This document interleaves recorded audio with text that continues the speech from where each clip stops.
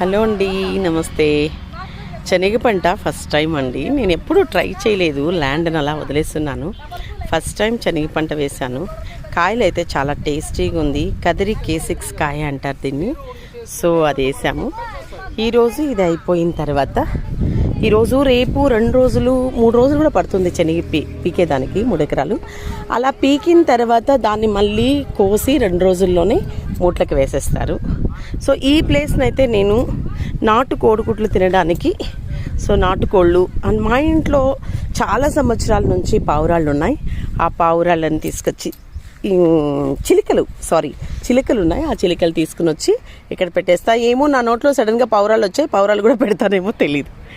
So thank you. ఇది మీకు చూపించడానికి రీజన్ ఏంటంటే, నేచర్ ఎప్పుడు ఇంట్లో ఉంటారు కదా, ఈ పంటలు ఈ పొలాలు పొద్దునే నేను ఎలాగో 1 అవర్ డైలీ వస్తాను. ఇది మీకు చూపిస్తే మీరు కూడా సంతోషపడతారు అనే ఉద్దేశం తప్ప నేనేదో బిల్డప్కి చూపించాలి అనేది కాదు.